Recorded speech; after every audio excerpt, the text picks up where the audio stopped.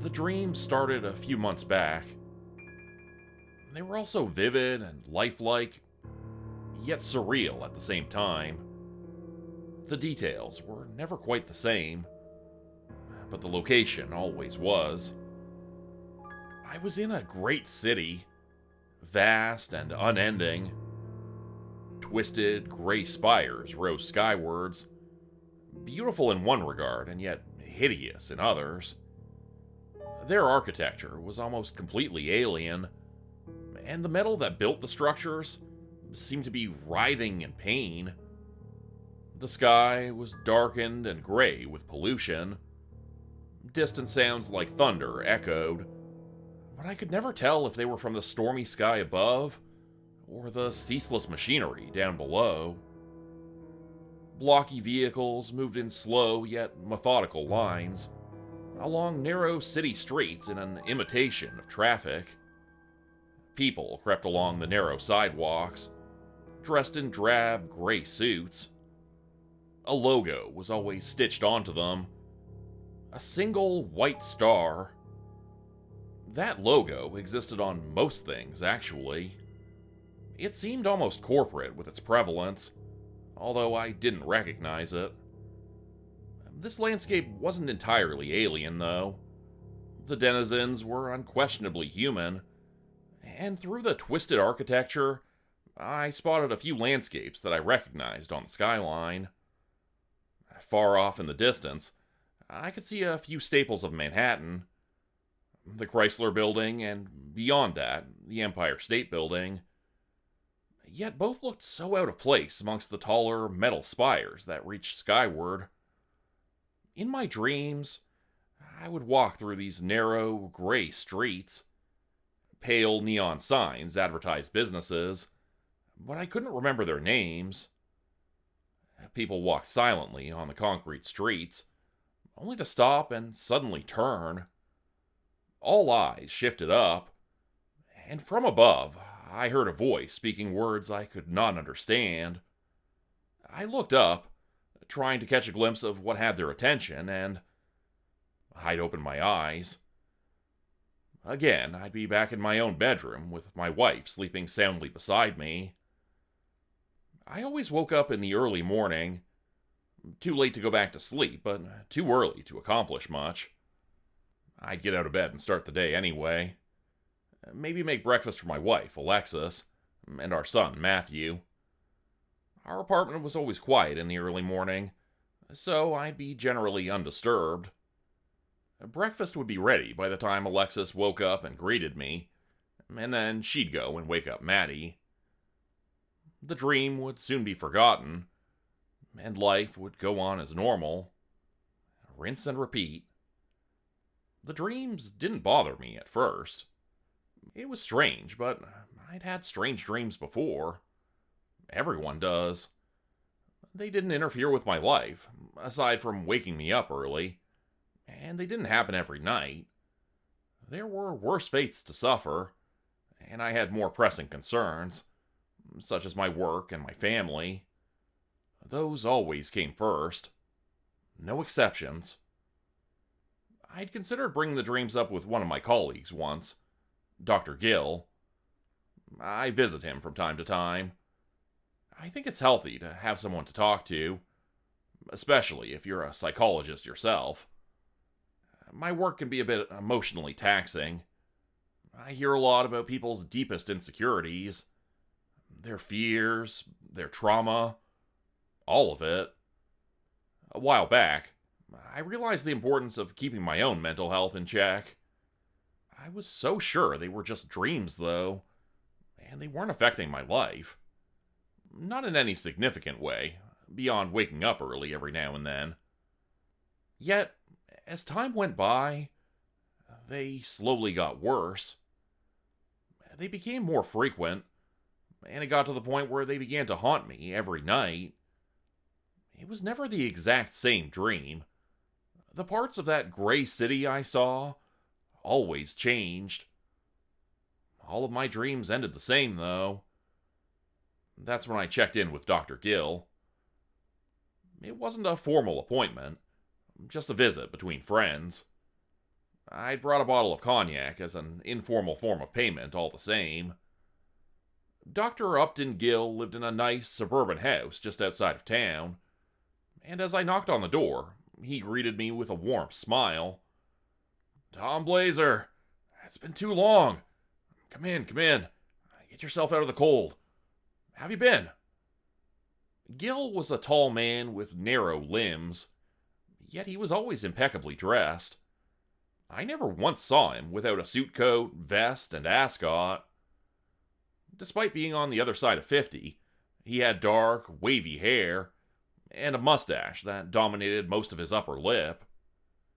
Age had left spots of gray in his hair, but it hadn't diminished. "Evening, Upton," I'd said, and I'd held up the cognac. "Brought you a little something." "Ha, so you've come to spoil me then, huh? Well, make yourself at home. I'll fetch us some glasses." He led me into his house, which was silent other than the methodical ticking of an old grandfather clock in his front hall. I knew the way to his office and made my way there. I set the cognac down on a small coffee table before I made myself comfortable on his couch. Gill joined me only a moment later, 2 glasses in hand that he eagerly filled. "You sounded troubled over the phone," he said as he offered me a glass. "I assume you got something on your mind?" I nodded and took a sip of the cognac. Gill sat down across from me.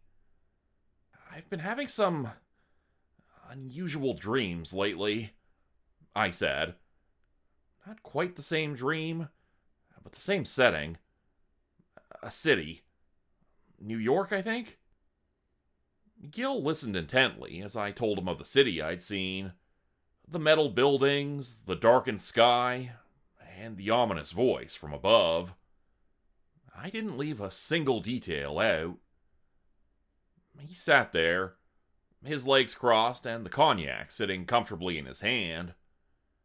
Even when I'd finished speaking, he sat there with a quiet, pensive look on his face. "I believe that dreams can tell you a lot," he said after a few moments. "I can't say I've ever heard of anything quite like that before." "So, you got nothing?" "I didn't say that. From the perspective of a psychologist, I can't say much.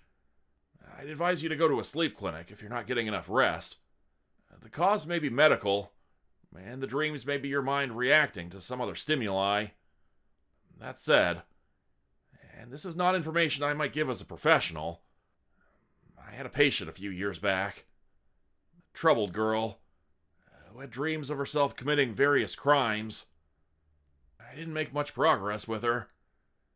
But then one day, she came into her appointment with the biggest smile on her face and told me she'd stopped having the dreams." "Why's that?" I asked, sitting up on the couch. "Well, apparently she'd begun looking into lucid dreaming. With a bit of practice, she was able to take some control over her dreams. And she changed them, right?" "Surprisingly, no. She told me she'd spoken to the version of herself in her dreams, the one that was committing the atrocities, and asked herself why she was doing it. Apparently, whatever her dream self had said had given her some clarity, although she never told me what exactly was said." I took another sip of my cognac. "So what? You're saying I should try lucid dreaming?" "Well, there's nothing solid to back up my theory here, but I think it might help you determine the cause of these dreams. Clearly, there's something causing you considerable unrest. An opportunity to explore this city in your dreams may help you figure out just what it is." I paused for a moment, taking in Gill's suggestion. It certainly wasn't the craziest thing I'd ever heard. "Maybe," I said under my breath. "Just try it, okay? Let me know if you make any headway. I'd love to hear the results," he said before he stood up. "Which reminds me, I've got a couple of fine cuts of steak and nobody to share them with. Would your family miss you terribly if you stayed for dinner?" Gill offered me a warm smile that I reciprocated. No, I don't suppose they would, I replied. Over the next few days, I did my research into lucid dreaming, and Alexis was patient with my efforts. I told her about the dreams, of course, and I told her what Gil had suggested. The dreams were coming almost every night now, but that just meant I had more chances to get it right. I'd started to come home a little bit early from work. Every evening, I'd have dinner with my family, and then try to relax and get myself into the right mindset to actually try lucid dreaming. I bought a sleep mask and started closing the curtains at night. I'd also turn off my phone and spend the last few hours of the day to relax, take a warm bath, and stay hydrated. If nothing else, I did feel more relaxed before I went to bed, and it only took a few days before I started to see results. In my dream, I was on a crowded sidewalk. Dull-eyed people shuffled past me, paying me no mind as if I wasn't really there. In the gray, cloudy sky above, I saw no sunlight. Most of the light I saw came from white neon signs that cast a pale hue over my drab surroundings. The ground pulsated beneath my feet and seemed to tremble with the thunderous murmur of the incessant machinery beneath my feet, like the heartbeat of some great and terrible beast. Looking around, I could see the faces of passersby. I could see the quiet unease on them. They looked as if they were afraid, and none of them seemed to be speaking. I willed myself to move, and I did. I walked down the street, following the flow of strangers and studying them. Their gray outfits looked more like a uniform than anything else, and they walked with purpose. A few of them turned and entered a featureless gray building. Looking up, I saw that I stood at the base of one of the twisted metal spires that dominated the skyline. It seemed to reach so far up that the top was almost invisible. On instinct, I reached out to touch the cold metal wall of the spire. It felt cold, like frozen steel. Gray figures shuffled past me into their building, and I followed them in. I was greeted with a wide-open room that seemed circular. There were aspects of it that were almost familiar. The room seemed like almost a lobby of some sort. Near the edges of the room, I saw several tubes leading further up the spire. Looking up, there didn't seem to be a ceiling, just elevator tubes running up into infinity. In the center of the room, I saw a bright light and a pair of what looked to be human lips. It took me a moment to register what I was seeing as some sort of hologram. The daily labor has commenced. All assets to your stations. Unauthorized absence will be punished. Thank you. The lips faded away and were replaced with a holographic logo of the White Star before it faded away. Slowly, I retreated out of the building. I stepped back onto the dreary street and looked around. I could see the crowds fading away. The street seemed a bit clearer. A mechanical chime sounded from the sky, and I saw what few people were left on the street stopped and looked up. I did the same. This part, I remembered. This was usually where the dreams ended, but I didn't want to wake up. Not yet. Not until I saw what was in the sky. Staring up, I saw a visage in the sky. Another pale hologram that stood out, distinct against the darkened sky. And I heard the voice of a man begin to speak. Good morning, my America. I hope today finds you well. Today is Friday, April 28th. I hope you achieve success in your appointed roles. I stared up at the face in the sky, And as he spoke, my eyes began to widen. Failure to contribute may come at a steep price, but please remember that this is no reason to fear. Progress and perfection has a cost, and the cost is high, but the reward is worthwhile. I know that you see that as I do. I recognized the kindly eyes behind his wire-rimmed glasses. I recognized the shape of his face.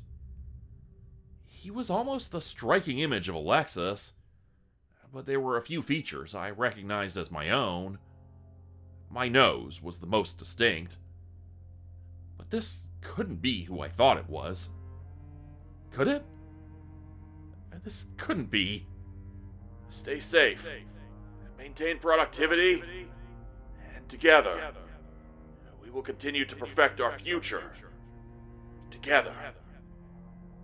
The hologram in the sky faded, and I was left staring up at where it had been. That had been Maddie. That had been my son. He had been older, past the prime of his youth, but I still recognized that face. A father always knows.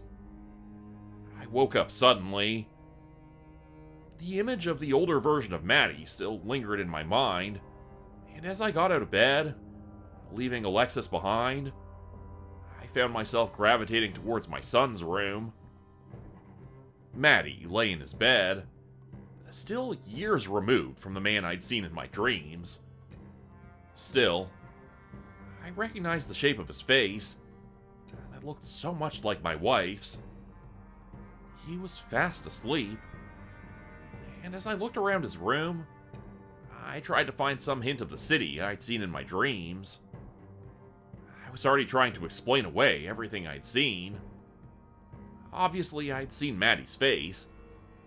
It was a face that I knew, and I'd read somewhere that you can't make up new faces in your dreams. And the dream had been just that. A dream. There were a few science fiction type toys in Maddie's room. They didn't quite match the twisted metal I'd seen in my dreams, but I wondered if perhaps they might have been the basis. I didn't linger for long. I left my son's room and went to the kitchen where I fried up some eggs and wrote down my dream in the notes app of my phone. I'd been using it as a dream journal. I didn't say anything to Alexis or Maddie when they woke up. What would telling them any of what I'd seen accomplish? Instead, I just let the day pass. I'd have another shot at lucid dreaming that evening, and I didn't plan on wasting it. That night, I returned to the metal city as I drifted off to sleep. I moved through the crowded streets with purpose, looking for some indicator of what these strange dreams meant. As I walked, I tried to read the pale neon signs I passed, hoping for some indicator as to where I should go. Most of them only advertised coffee, bars, or other goods. The white star was beside most of the neon logos, denoting ownership by whatever corporation that star represented. The people that I passed paid me no mind, even as I tried to speak to them, just as Dr. Gill's patient had done. That failed to yield any results, however. "Excuse me," I remember saying to one of the gray figures who brushed past me without a word. "Hello?" Nothing was said as the stranger passed me by, and my results were the same with everyone else. Perhaps they simply couldn't speak, and my mind couldn't conceive of anything for them to say. From above, I heard a familiar chime, and looked skywards with the other huddled figures moving amongst the streets, and I saw the pale hologram of my son again. Good morning, my America. I hope today finds you well. Today is Saturday, April 29th. I hope you achieve success in your appointed roles. I stared up, watching the older version of Maddie smile warmly as he spoke in such a calm, friendly manner. His speech was almost the same as before. Not quite, but it hit some similar notes. And as soon as it faded, I woke up in my bed beside Alexis. As the next few days drifted by, and the nights yielded the recurring dreams, I found myself seeing some similarities in every instance of the dream. They would always end the same way, with the chime from the sky and Maddie's recycled morning announcement. Good morning, my America. The way he said that, it felt almost like a presidential address. Its significance, beyond just the sight of a familiar face in my dream, eluded me, though. I wondered if that was the point. Whatever was going on in my head to cause these dreams, Maddie was at the center of it. But I didn't understand why. Can't say there's any obvious point to this, Gil had said when I'd called him to discuss my limited success. You've already drawn the same conclusions I would. Although it might not hurt to sit down and have a talk with your son. The best I can say is, you're worried about his future, perhaps? I don't see anything to worry about, though, I replied. He's doing all right in school. He's a good kid. Hell, better than I was at his age. Worry isn't always justified, Gil replied. It's inescapable. Besides, there's never been any harm in taking a boy for a drive and having a chat. I'm beginning to wonder if these dreams of yours are stress-related. Could be you're working too much. Our job can be taxing, and taking some time off never killed anyone. Maybe plan a vacation with your family. When's the last time you did that? Take a few weeks off. Maybe have a talk with Maddie and see what happens. Perhaps he was right. I'd gotten worse advice. Maybe some time off was exactly what I needed. I had a talk with Alexis that evening, and we started making plans. Nothing special. Just a drive up to the edge of Long Island. We found a little beachside hotel there, where it was warm enough to go swimming, and I made some plans to take a week away from work. I'd hoped Gil was right. Maybe a little vacation might be just what I needed. The dreams still came, of course. And every night I'd wander that dreary city, still searching for the why of it. My search was less focused, however. Each night, the dream ended with an announcement by Maddie's older self. That was almost always the same, and the pale, neon streets all seemed almost the same, too. Nothing changed. The twisted spires of metal that stabbed upwards into the dull sky were all the same inside, and their upper floors were nothing but gray and lifeless office spaces that seemed all too familiar. As I'd seen before, I'd see splashes of color here and there, scattered trees with hints of greenery and whatnot, but that was it. My mind was more focused on the coming vacation, and I hoped it might be enough to get rid of these ominous nightmares for good. On the night before we left, though, I finally found something. The building was squat, made of chiseled stone compared to the twisted spires around it. There was a more classical feel to its architecture, and that lent a sense of importance to its design. The concrete stairs leading up to the doorway were flanked on both sides by glimmering metal statues of a woman with large wings folded behind her back. There was a strange beauty in them, and I couldn't help but admire them as I ascended the stone steps and stepped into the building. The lobby had a white marble floor, and the space seemed so open. I could see the bookshelf stretching far into the back, and a small reception area with periodic flashes of holograms. The White Star or a pale pair of lips giving announcements. Remember, books removed from the library must be registered and returned by the appointed date. Library, huh?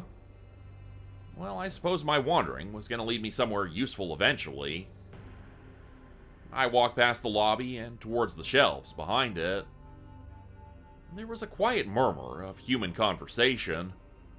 Not too loud, but at least it told me there were other people here. As I walked through the shelves, I skimmed the spines of books I passed.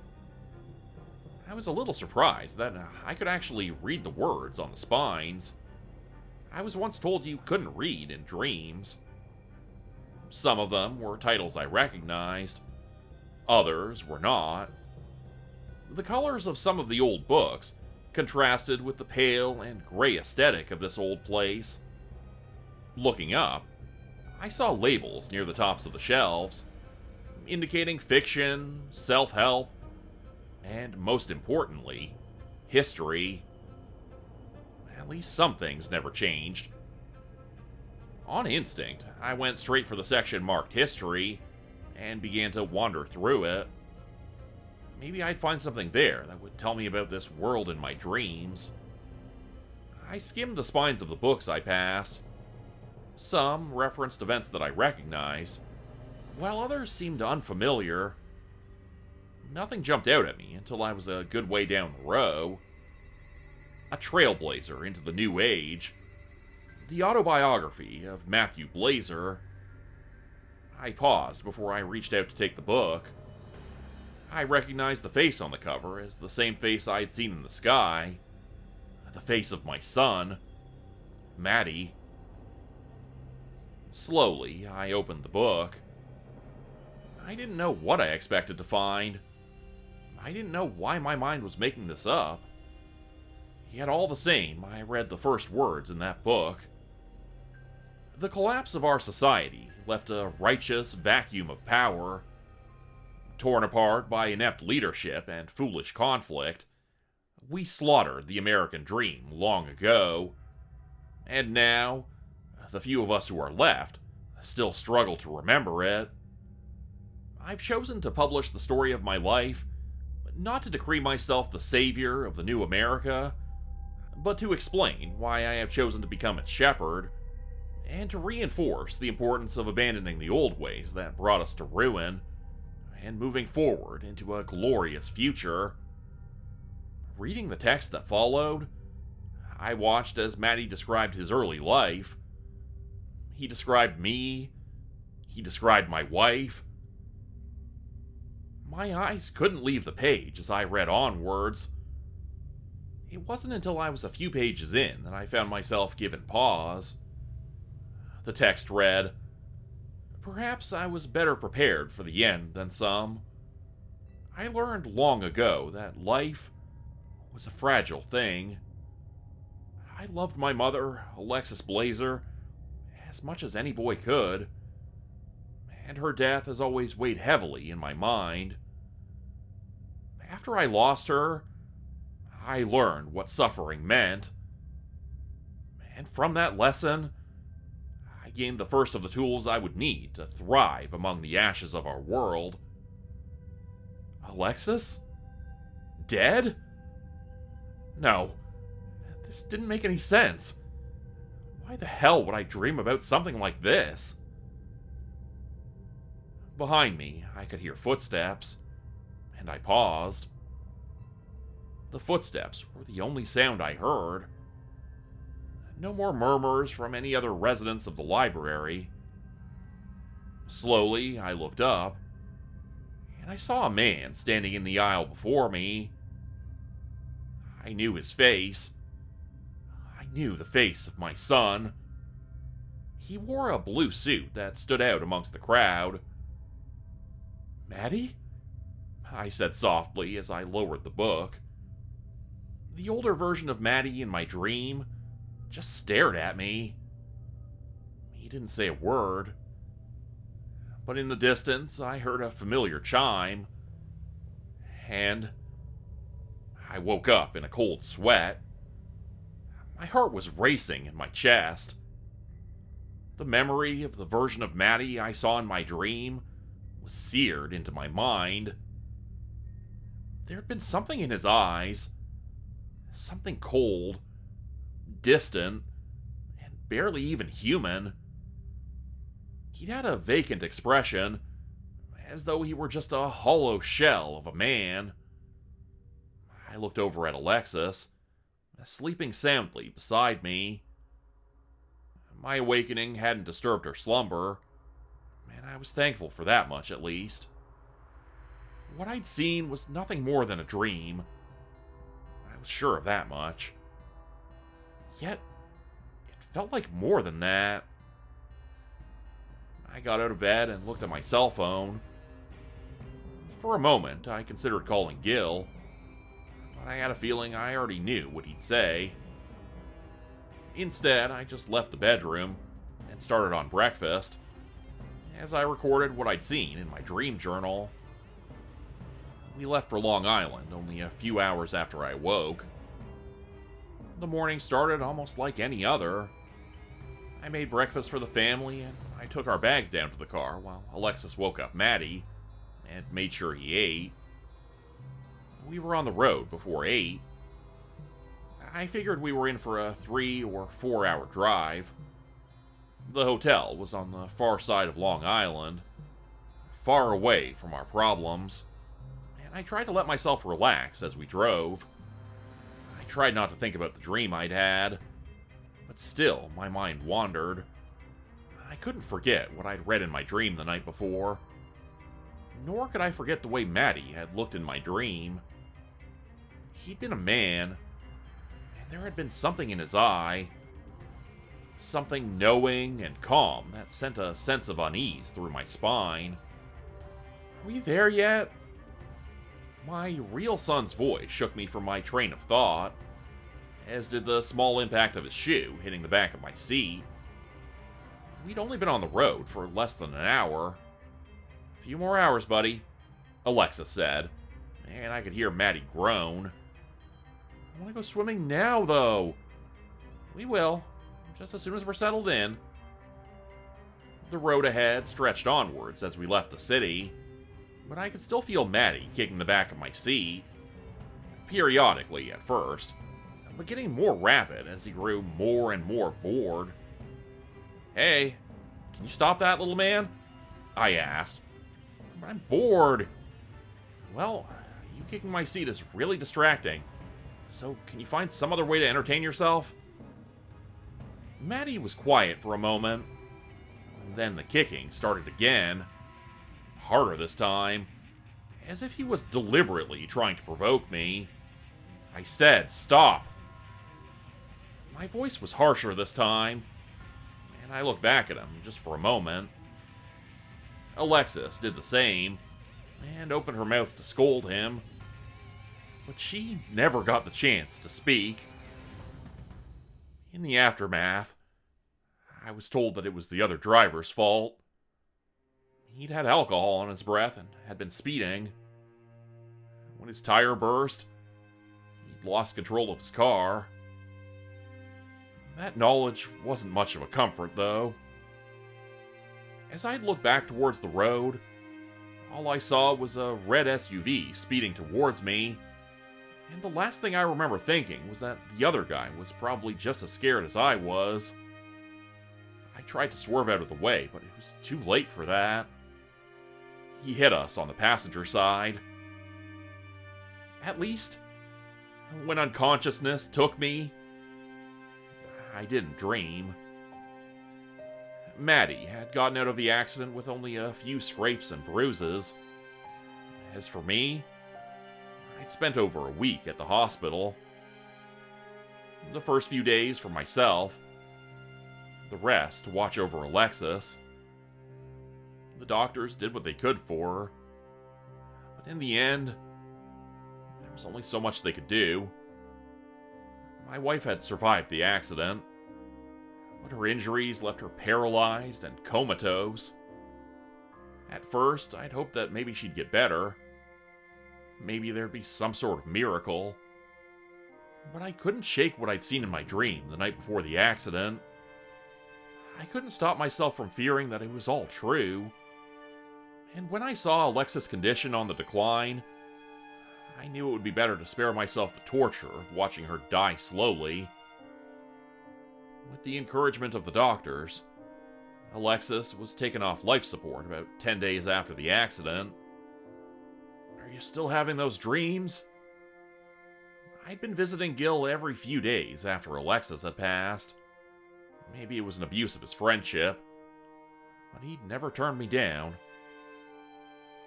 I nodded quietly in response to his question, and watched as Gil took a drag on a cigarette. I'd shared everything I'd written in my dream journal with him. The library, the visage of Maddie, all of it. "Every night," I said, "they just get more and more vivid." Gil nodded thoughtfully. "You've been through a lot lately. I can understand why they get worse." "Not worse, just more vivid," I said. "I think I'm spending more time in the city before I wake up.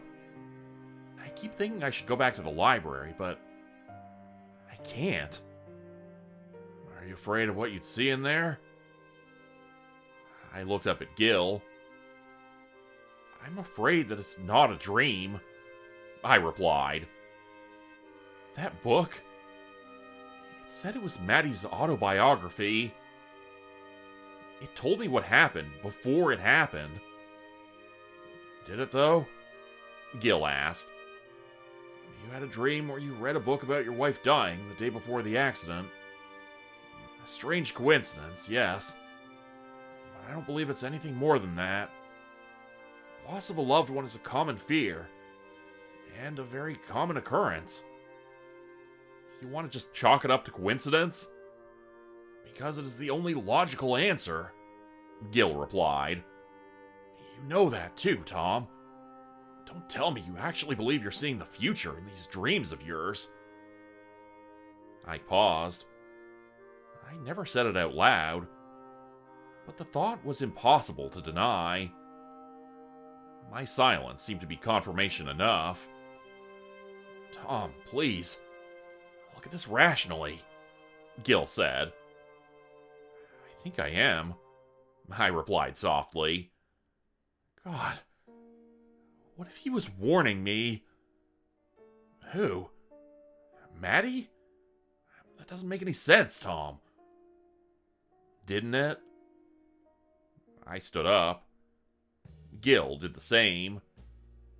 He was talking, but I wasn't listening.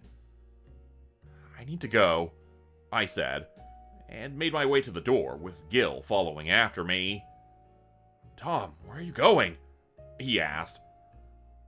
I looked back at him and saw the concern written all over his face. "I'm going home to talk to my son," I replied. And with that, I was out the door. Maddie had been quiet ever since the accident. I'd held him close as he'd cried during the funeral, but we'd hardly spoken since. He spent most of his time in his room, trying to cope. He was there when I came home from Gil's. I had the courtesy to knock on his door at least, and I heard him stirring inside his room. "Maddie?" I called. "Are you in there?" There was silence, which I took as an invitation to go in. Slowly, I opened the door and stepped inside. My son sat on the edge of his bed, quiet and staring blankly at a nearby wall. He didn't move a muscle as I sat down beside him. "Hey there, little man," I said softly. Still no response. It wasn't until I put a hand on his shoulder that he even looked at me, and I could tell he was struggling to find the words. The pain in his eyes broke my heart. It was the same pain I felt. I pulled him in for a hug and felt him crying on my shoulder. "I wish I could bring her back," Maddie sobbed. "I wish everything could just go back to normal." "I know, kiddo. I know. I want that too." That's so much. I miss her. Dying's a part of living, though. Nothing lasts forever. I could feel my son's body tense up against me. I could feel the rage rolling off of him. And as I held him close, I understood it. What are we supposed to do now? He asked. The same question had crossed my mind as well. And I had no easy answer for him. There's nothing we can do, I said. Nothing we could do except build something new. It won't be the same. But it's all we can do. An image of that metal city flashed through my mind. Something new, born out of the ashes of something old. What was it that autobiography in my dreams had said? There'd be a collapse. Maybe. If the dreams were right about Alexis' death, maybe they were right about the coming collapse as well. An ending to the world that was, and the beginning of the world that would soon be. I saw it all in my mind's eye. An imperfect world. An ugly world. With jagged metal spires where there'd once been a beautiful city. But it was still a world.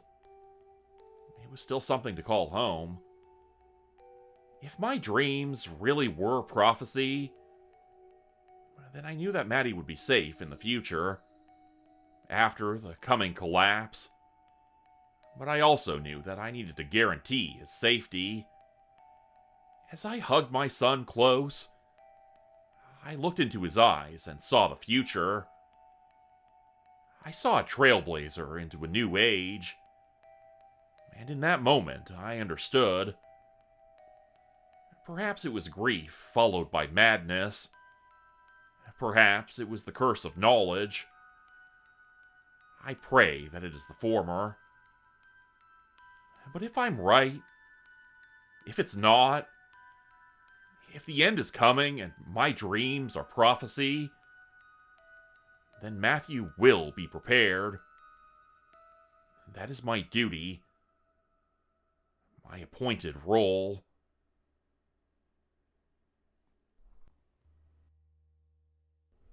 Become a channel member today for early access, bonus videos, and special emojis only available to members.